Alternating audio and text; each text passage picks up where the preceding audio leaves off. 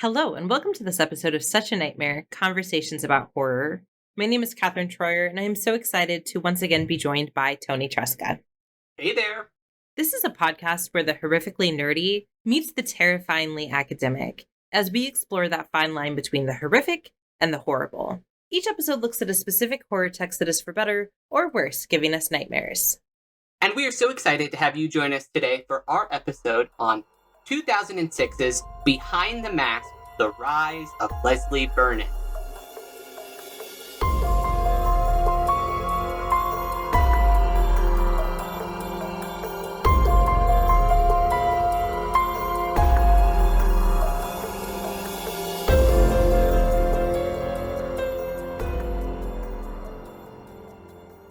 I'm so glad we are finally doing an episode on Behind the Mask. I've been wanting to talk to you about this film for a while, but I've also been worried to talk to you about it because I was afraid that you wouldn't like it. And if you didn't like it, you were going to have to be dead to me. So, And your partner. And my partner, yeah. Yeah. When we were rewatching the movie last night, and she was like, Toni better like this film. And I was like, okay. And it was like, or else. And I was like, I don't know what to do with this. And I'm just going to have to cross my fingers. But good news. Or I guess we have our own Behind the Mask situation I hadn't liked it. Yeah.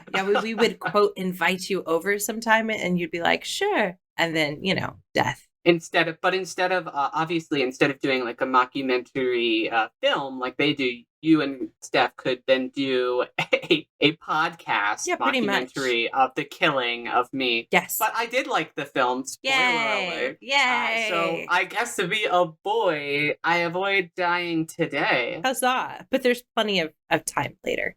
Yeah, I have plenty of chances to get myself disowned and kicked out of the Troyer household. Yes, so many opportunities. Speaking of spoilers, would you go ahead and give us a brief summary that you always manage to somehow make spoiler-free of Behind the Mask? Absolutely. So, Behind the Mask it's mostly shot as a documentary film, and it's set in a world in which slasher characters they exist. They run around. Freddy is out there killing in your dreams. Maybe Michael Myers is going to sneak up behind you. But we're not following any of those big bads.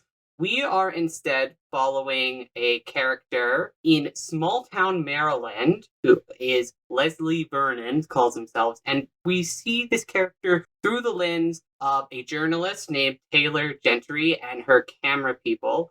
And basically, we kind of just get a how-to slasher behind the scenes with this guy until, something happens and the script gets flipped. And that's all I'll say for our non-spoiler section of this. I love how you managed to completely avoid all spoilers in the summaries that you do, because it's like both perfect, but it also hopefully, we're just going to spoil it within moments of you finishing the summary, but I love it. I just want to give people a chance. Like, I don't know, maybe there's someone out there who is like listening to this intro to like try to be convinced whether or not they're going to watch it. And that's who those are for. Now, obviously, we are, as Katie just mentioned, we are going to spoil the hell out of this in just a second, but One of the things I really love about this film is that you can just tell that the filmmakers love the genre, right? And they're really interested in paying homage to slashers and to horror. And this isn't the first time that we've talked on this podcast about, texts that are really sort of looking at this meta postmodern examination of the genre. And the one it reminds me the most of, which came after, of course, Behind the Mask, is Grady Hendrix's The Final Girl support group. Oh, interesting. I think that's a fantastic example of kind of like these deconstructions, but also this wonderful like kind of reimagining of the same tropes that make the slasher genre so successful. I would say I was thinking of perhaps maybe a little bit more cynical adaptation that came a couple years later, The Cabin in the Woods. Cabin in the Woods, yeah. Which similarly, I think, deconstructs the genre.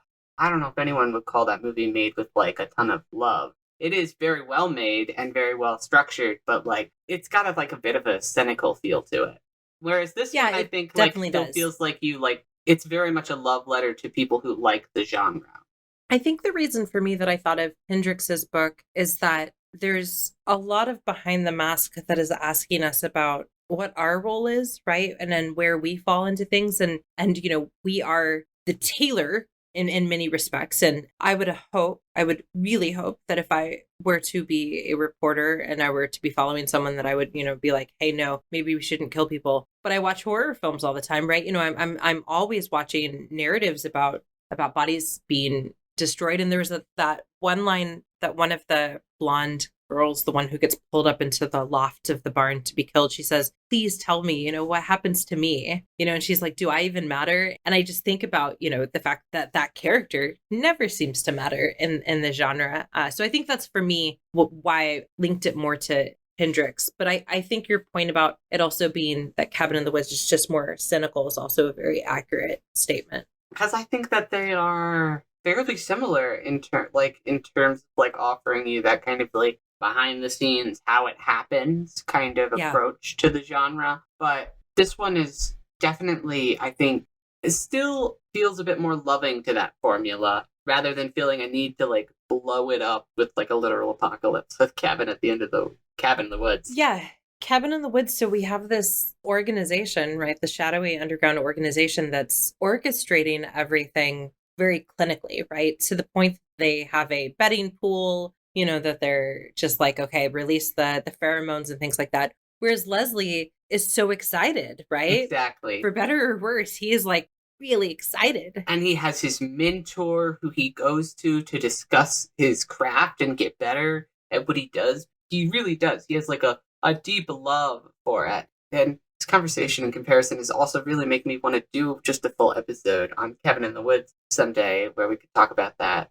Yeah, that actually we should just do that maybe as our next one in between our Friday the 13th cycles. That sounds like it will be fun. And it'll be nice to kind of like talk about that after our conversation about this. Because I think that they play with similar themes. And so I'm kind of curious. So with some of the films we talk about, there's not always as much like academic conversation going on with the texts at play. But this one kind of seems like it's a cult classic. It seems like it's got a lot of love within the academic and media community. So are there any articles about it? What are they saying? What's the conversation like? Yeah, there are. There's an entire essay in the really well-known journal Studies in Popular Culture that is explicitly and entirely about Behind the Mask, and the piece is by Dr. Savanna Teague, and it's called Ahabs, Turtles, and Survivor Girls, Postmodernism and Behind the Mask, The Rise of Leslie Vernon, which makes sense. And what I like about this article is that Teague really does an excellent job of sort of explaining how this text is situated as a postmodern text and also as a text that's just aware of the genre. And so one of the things she says early on, and she says, Behind the Mask takes the idea that, and then this is a quote on genre studies, genre is an object that is composed of a collection of films that are related to one another through their common possession of an essentially invariant narrative pattern. That's the end of the quote. And then she continues and says, and the film acknowledges that narrative tradition follows it and yet somehow manages to produce something wholly different. And I think that's a really good sort of way of explaining what Behind the Mask gives us, because it is hitting, like you said, until the script sort of flips itself. It's following all of our slasher films pretty much beat by beat. And we're seeing that, in the world of Leslie Vernon, at least, all of these things are intentionally designed by our slasher. And then she talks about, Teague talks about someone that we've talked about in this podcast episode before, and that is like the person that you talk about when you're going to talk about postmodern horror, and that is Isabel Pinedo. And the postmodern horror film transgresses the rules of the classically oriented horror film, but it also retains the features of the latter, which form a backdrop against which violations of the rules are intelligible as such. So what Pinedo is saying, and what Teague is arguing is true for Behind the Mask, is that these postmodern texts exist as a narrative, right, with the older films, and the narrative only makes sense if you understand both the traditional horror films, but also how these postmodern films are breaking from it. And Teague just really kind of deconstructs and look at how this film is serving as a postmodern text, and also reminding us that we have a lot of different viewpoints happening because so much of it is from Taylor's point of view. Literally, the camera is often, showing us what she would see until suddenly it's not, right? Until Yeah. towards the end when we return back to that omniscient camera point of view. And one of the things she says that I think explains why this is such a beloved film, particularly even in higher ed, is that she really argues that, Taylor is not just the final girl, she's the academic. And she's the academic intrigued by the genre almost against her will, right? And that she's invested in this in a way that is both very true to how academics study the genre, right? As something that's like, yes, this is terrible, but we're still going to look at it anyway. But she's also the final girl, right? But she's simultaneously the traditional final girl in that we get the impression that she's, a virgin. She refuses to drink earlier in the film, but she also she's older, right? She's culpable, right? She agrees to partake in Leslie's actions. I mean, in seemingly, she probably reached out. Like, not only is she culpable, like she probably made the first move. Exactly. Yeah, there's that line when she figures out that it's her, and she's like, he's been planning this all along. He knew me, he knew who I was before I even reached out. And so yeah, she's very culpable in a way that, certainly Nancy and Lori are not. That's what Teague is sort of looking at. And she talks about the fact that this film really is a fan favorite, but it's also an academic favorite. And she sort of ends her essay by talking about, she says, critical detachment is not entirely possible when one cares about one's subject matter. In confronting this dilemma of academic/professional integrity and the pleasure one finds as a fan, Behind the Mask breaks down the dichotomy between fan discourse and academic discourse, allowing them to merge. In that the film also blends humor with references and tropes acknowledgement within its own genre, it took the changes in horror brought the 1990s and continues to examine them. And I think that that's true, that this film success lies in its ability to be an amalgamation, right? Is it a horror or a comedy? Yes. Is it a mockumentary or like a traditional film? Yeah. Is Taylor culpable or innocent? Yes, right. There's just so much of this that is meant to be about that blurring of the boundaries. I think that's a really fascinating way into it. And it's actually one of the things, not so sure I quite bought into about the film, was that kind of change that happens in the third act when we suddenly drop the kind of buy-in, I guess, of the mockumentary format in which it is all essentially being filmed.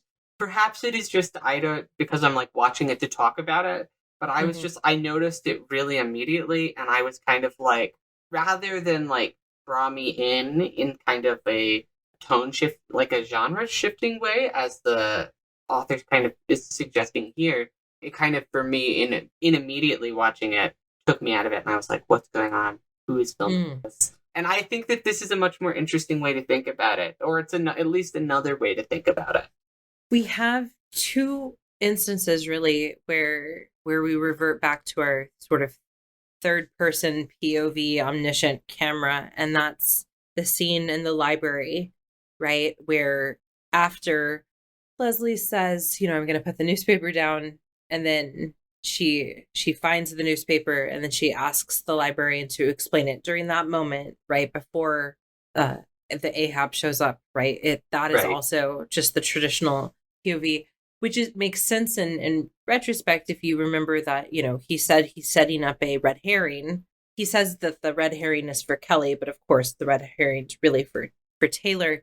I guess I didn't, and I don't know how I would have felt the first time I saw this, because I've seen this film so many times, but to me I liked that sort of break in the narrative, because it forced me to remember that the cameras are always artificial, right? And that we always pretend that, so many films we pretend that the camera is just this omniscient viewpoint, but it's always somebody telling us what they want us to see, what they want us to accept, and that's, I think, to me, that's important, right? I think it's an interesting reading of it, and I wonder if on rewatching it, it wouldn't necessarily bother me, or even stick out to me at all, because I'm now that you're saying that, I'm kind of okay, I see what they're kind of doing there. And I don't know if it would have been, because I'm like, I don't know if the solution then would have been to have like anybody comment or say that out loud. Because like, Right, right. that's not like, yeah, I don't know. That's something interesting, fascinating to think about. Yeah, because the other time that we have the omniscient point of view is when Leslie is describing what he's going to do. So to answer your question of like who is filming, I think the slasher genre is filming, you know? Like as I mean that's what we're getting. It's rather than humans, it's just the See, slasher and genre. I guess that is like what I get. I think that kind of this kind of thing is like what I'm a little bit uncertain of is who it's performing for. Is it and like I think it's just a little bit muddled in terms of like because Leslie has himself as a character is also making all this up and is Yes. seemingly he's not who he says he is. He Right. doesn't have this connection to this town, to his family's town and this dark event that happened here. That's all a lie. He's just like someone who does have a very real mental disorder and was seeking treatment for that, but then attached himself to this story. So then I think it begs to question, and with this shift and like, who is it performing for? Why do we tell these stories? And I don't think that's necessarily a critique. It's just something that Yeah. it makes me think about, and I'm not 100% sure because Leslie's response in the third act is he's like, I do this because I gotta be a bad guy essentially. Yeah. Like I gotta provide the world with like evil. You're a Hmm. journalist. He jokes, and it's a funny line, but I think it does reveal kind of like a little bit of like shallowness in terms of depth there. That I'm like, I wish it had gone just a hair deeper. And I think the camera is what started making me think in that direction because I was like, I'm not 100% sure why this change is happening. I think your reading is compelling, but I didn't get that from just watching it myself. And this is the other reason that I thought of Grady Hendrix's novel because I think that it is a near impossible task to fully pull off a meta narrative like this, right? Where you are asking us to both have a character in the narrative that is the audience to whom things are being performed, and then to remind us that we are the audience, right? That we are the Taylors and that we Yeah. we are as culpable as anyone else. And that's it's I think it's a really hard thing to pull off without going deeper. And like you said, there's this element where, Leslie is we realize that Leslie's not actually Leslie Vernon. And we knew all along he was making stuff up, right? But we didn't realize the degree to which he was making things up until, of course, Doc Holleran's like, that's not even who he is. And I don't think it necessarily, like, I think it's also okay, like, if they're just, like, people be evil sometimes. But Yeah. then that does just kind of, like, I think limit some of the thematic depth. I think that's such a fantastic comparison to Grady Hendrix because if people listen back to that episode, they'll remember that we had a similar discussion of the last like 60 pages in which we were like such a fantastic premise that got really rushed into this like kind of like more Hmm. conventional third act that kind of felt like a little bit more quickly paced than the rest of the novel. And we were like, perhaps it might have been better if we had spent a little bit more time there. And I do wonder. I know that like it's a comedy, and so it wants to keep things kind of brisk and moving along. But I do wonder if perhaps just like a minute or two more on this subject might have benefited it. And perhaps Yeah, I this is think we could something have that gotten could, about 15 minutes more, right? Like, yeah. Because yeah. I don't think that this film was ever, it didn't ever wear its welcome on me. Like, I didn't get bored, which is, No. sometimes I can't always say that with every film we watch for this podcast. Yeah, one of the things that I think this film does, right, from the beginning, that will at least intrigue horror fans and people familiar with the genre is that there are always new nuggets, new bits that are just sort of there. We have the little girls playing jump rope in their communion dresses. We have a cameo by Kane Hodder, but he's On on Elm Elm Street, Street? What? and yeah, and like the fact that Kane Hodder was willing to come in and do that cameo. Of course, we have Robert England, which is fantastic. And I want to say, but I don't remember how I found this film because I've had this film part of my life for a very long time, kind of before I was really into horror. It was just one of those films I'd seen. And I want to say that I saw this film before I completely understood who Robert Englund was, or at least I didn't fully recognize him out of makeup, as Freddy. But like he's in it.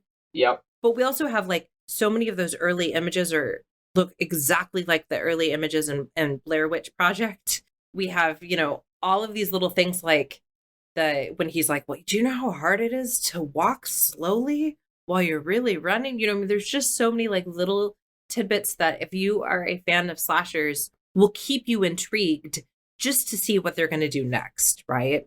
Absolutely. And I do think that that is kind of the best thing about it, is kind of like its love for the tropes that it will kind of trot out.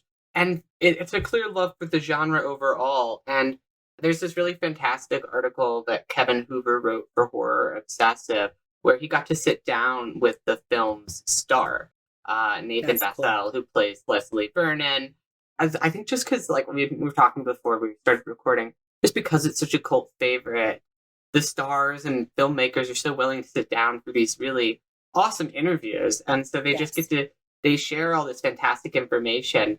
And in this article, he reveals that he himself was not a super big fan to the horror genre before, but he That's funny. became a super big fan after working on this because of how his experience working with David Stevie, the writer, and Scott Glozerman, who is the director, and just like their love for the genre was so evident throughout the filmmaking process. And he revealed in his interview that it was always like an essential part of the film was to get these horror legends into the film. So like they were adamant that they had to get Robert Englund involved in this project somehow, and they wanted to get as many people from the horror genre in here. And they even included things like references, even if they weren't direct, like you had mentioned, so many there. Another one that I thought was really fantastic was they kind of modeled the mentor character off of the Black Christmas villain.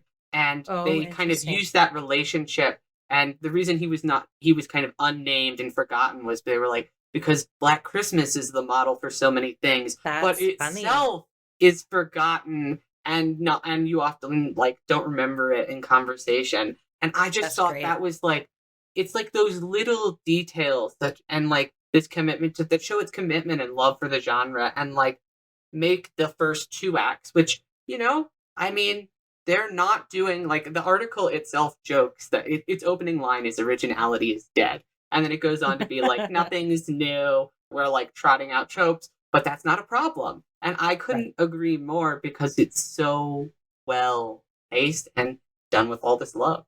We also have Zelda Rubinstein in it, right? Who, But yes. is first off fantastic. She was in the Poltergeist films and, also a very recognizable character. And it's like, how amazing is it that they got, the people they did to just be in what was, I mean, it's a stars film, right? Like it's not this big film.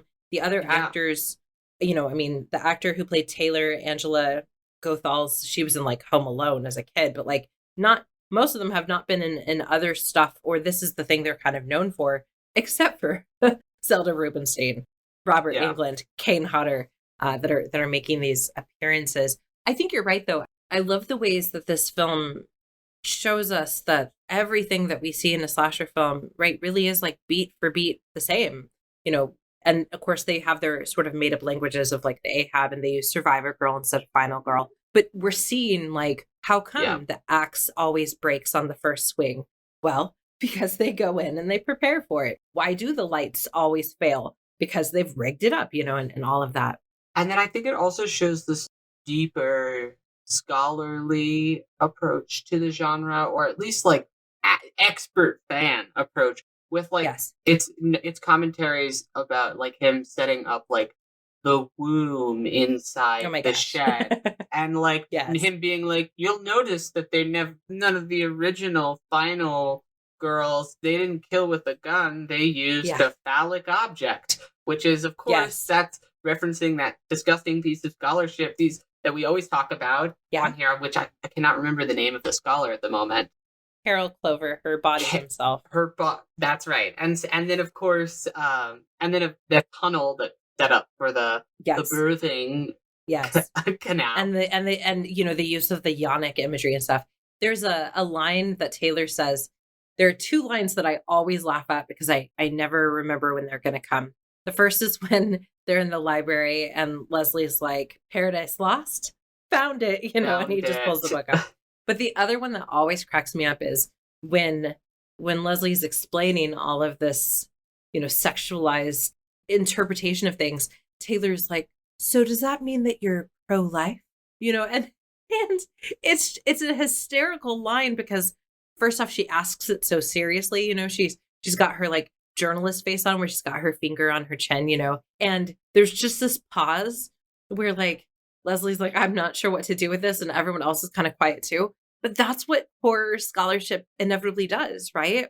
Is that we push things to a degree that feels both correct, right? It is possible to read The Terrible Place, as Clover names it, time and again, is something that is awfully similar to, you know, as Leslie says, girl parts, right? Girl parts, yeah. It's But on the other hand, it's like you said, it's kind of icky and it's hard. It's really hard for me to do psychoanalytic scholarship because it's always like sometimes it's just an axe, sometimes it's not a penis, right? Like unless you're Freud, and then it's always that. Exactly. And that's what we're getting in here. And I think that those conversations are just so fantastic, and they get that because we have the viewpoint character of this journalist who, by definition, has to kind of take this seriously, and is just like asking these questions that like you may ask in the back of your mind during like a horror thing, but then you realize in asking it, doesn't that ruin the thing itself?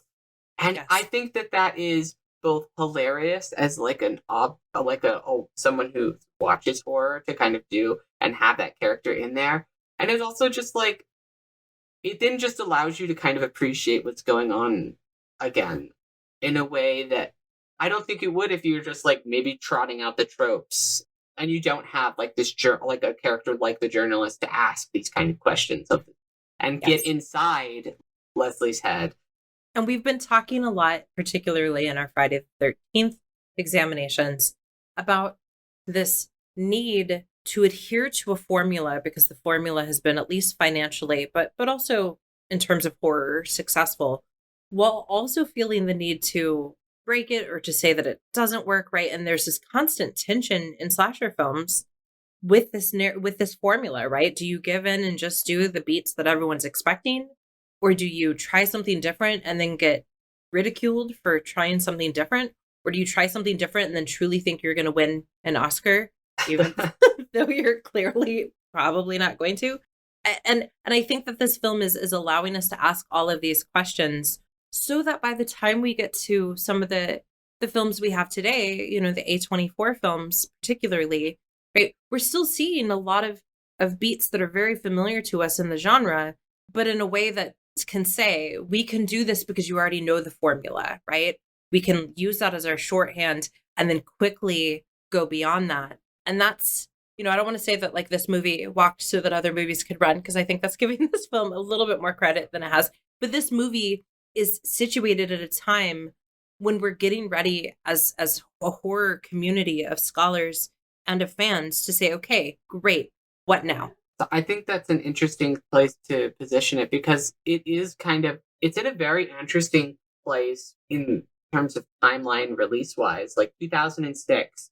So we're kind of after all of the heavyweights, as they kind of call them in here, horror franchise. And we're after a comic reboot, kind of witty observational slasher of the genre, Scream. So we are in that.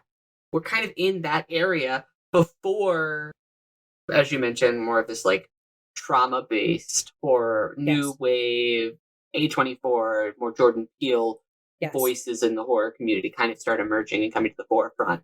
So it's a really interesting time, and I think you might be right to point to it as like an important film developmentally, at least for a lot of people who make and take in horror, because Mhm. this is a film that is frequently referenced by people within the horror community as being one that they appreciate. Horror Yes. writers mention this film. And so I Dead think Meat that's a recently did an de- episode on it and got Nathan, can't remember his last name, the That's gentleman you. who plays Leslie, thank Yeah. you, to do a cameo on there. You know, I mean, this is a film that is still registering in the cultural sort of community, like you said. This is a film horror people know. And it's so fascinating because like when it kind of came out, it was it was not really given a proper release. No? The director sat down in an interview with Horror News, and kind of talked about the process of making this film for that, because the studio was like, oh yeah, you're gonna get a film release. But he reveals on the article what that means is like you're gonna get a release in like 2025 cities that have major film critics, and because the film is on the lineup in their city, they have to, like, the Washington Post, for instance, has to send a reporter to go review their film, and so then they can get a nice review from the Washington Post for their film. It's an advertising thing rather than like a chance for people to actually connect and see the film. Yeah. And so the film itself wasn't really given a proper release. Its box office, it only made $69,000 in release, which is very, very small amount. Yes. And so, but it did have quite. The director revealed in this interview, it's had quite an extensive life on places like Shudder and on just like when it came out on DVD and other platforms like that. So, and it's really grown over the years. And so, yeah, that was a really interesting interview, and the person who did that interview actually joked with the director that on the first time he wasn't a super big fan of the film himself because he thought that the film was kind of making fun of the genre, and he was looking for more of a straightforward film. And the director kind of talked with him, and it's like, well, I hope you see that it's made from like a place of love, and it was like, we're doing these tropes not because we think they're stupid or like people shouldn't enjoy them, but like because we want people to think about what's going on here and kind of have fun with that. And the person doing the interview was like, "Oh yeah, I got that." And he's like, "I actually watched the film 3 times before we got done. We talked last night before we talked about this today because That's I fantastic. like it so much now." But like Yeah, I it's said, a lot of great interesting. interviews out there. Yeah, it's really interesting that that interviewer sort of felt the first time that it was making fun of, because we've talked about this before, right? That, you know, there are these films that you're like, I'm not sure you remember who's actually paying to see this film, right? Because the people who are paying to see it don't want to be mocked. And I never felt that way, right? I always felt like it was either making questions that like just a person who has intelligence would ask, like, how come whenever they walk, they still manage to catch up to them? Or like, how can they always pretend to be dead? Like, it felt like it was just playful answers to questions that we acknowledge are actually just ridiculous, right? Like, it doesn't make logical sense, most of what happens in a slasher film. And yet this film gives us some just amusing answers to the questions. Yeah, and I want to be kind to this person here because I don't think that they said.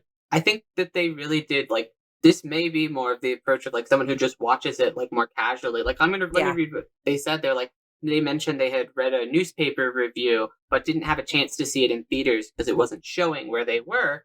And when they checked it out, when I bought it, I went home to watch it and I wasn't too impressed. I didn't get it. I remember reading the newspaper review, being kind to it, but and I had to rewatch it a couple times before I got what you were up to. Call me a dunce, but it took me a while to realize that it takes all the tropes of a serial killer movie and turns them on their ear. For someone who follows this kind of movie, you do appreciate it that much more. It's Oh, smart. It good. doesn't talk down to its audience. It doesn't make fun of the audience either. It takes these kind of films, the Friday the 13th and Halloween films, rationally in a sense. And you guys thought of rational explanations for a lot of the impossible things that killers in other movies do. So like I said, like he did that Yeah. the first few times wasn't a huge fan, but like this is clearly someone who did their homework and like has a lot of respect for the craft doing this interview. And so And yeah, I want to talk about something they said that I think is really important, and that is that, you know, the film is not making fun of the fans. And Taylor's a really good example of that because she is so excited, right? Like, even though she's trying really hard to be this sort of like reporter who's got it, has removed herself from the equation. There's that scene where Leslie is super excited about the Ahab, and she's like, "Wow, we have an Ahab!" And she's like, "What's an Ahab?" And there are these instances kind of throughout where she really cares about Leslie, right? And there's even that like potential sort of feeling that she is romantically interested in Leslie, which of course also plays out intriguingly in terms of thinking about the final girl. And I think that if as one of the stand-ins for us, right, we get to see how easy it is, right, to sort of be sucked into the magic of a slasher film.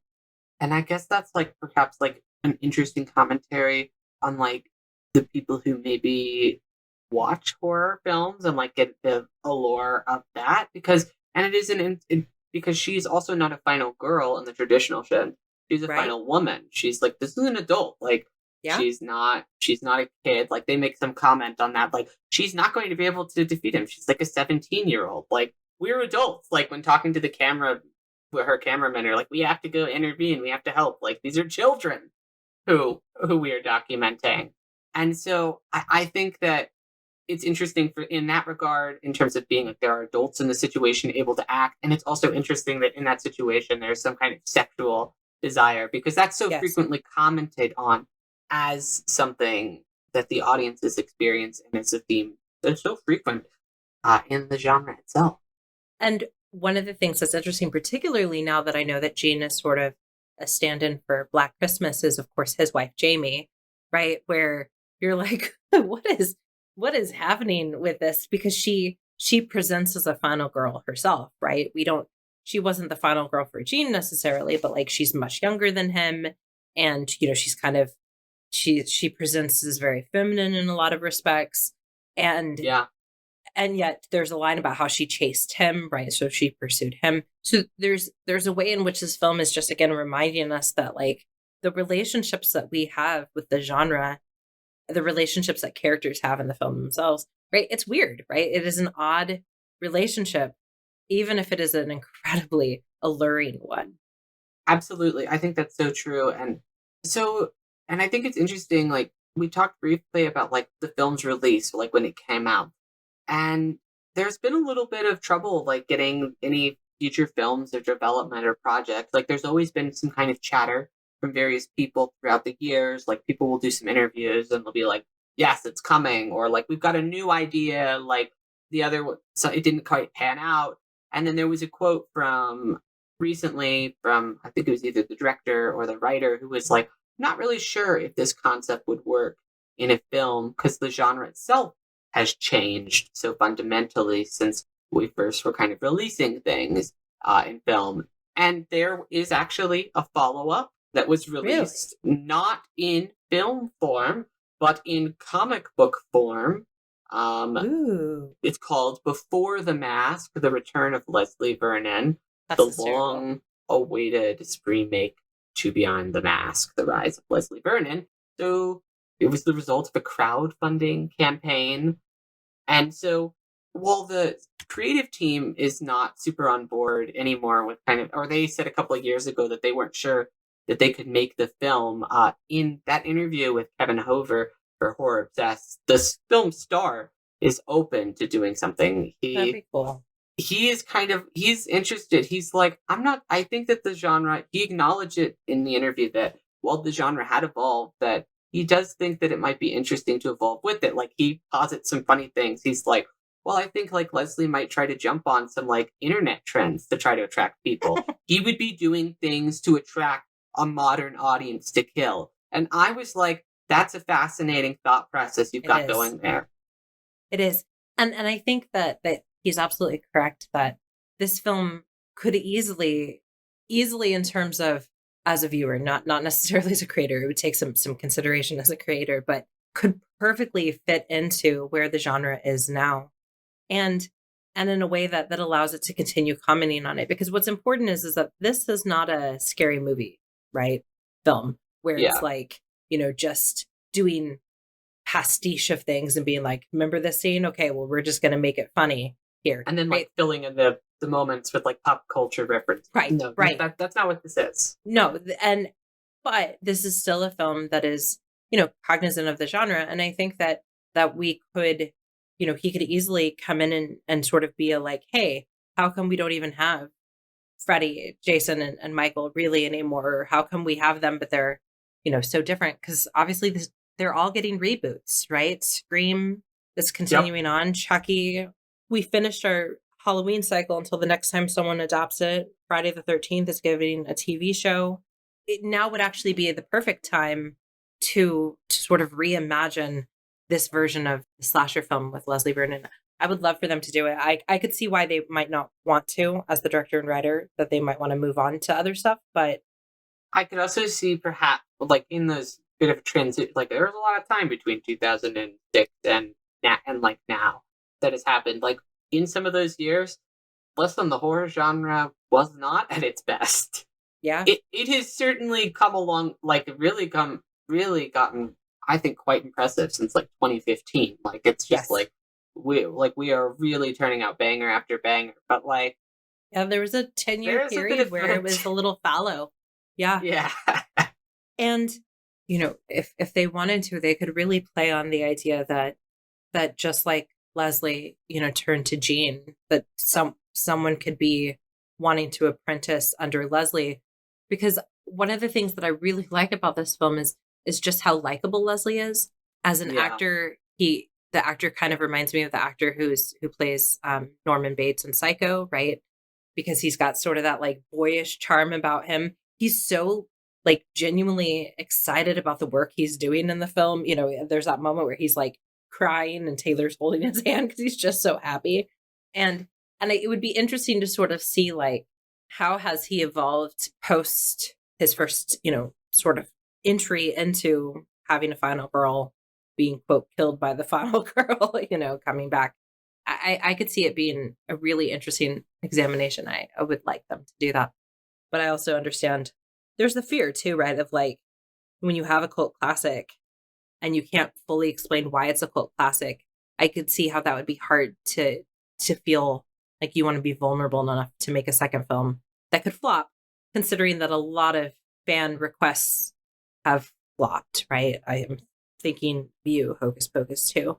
And things like that. But I think that's something that would be intriguing to explore.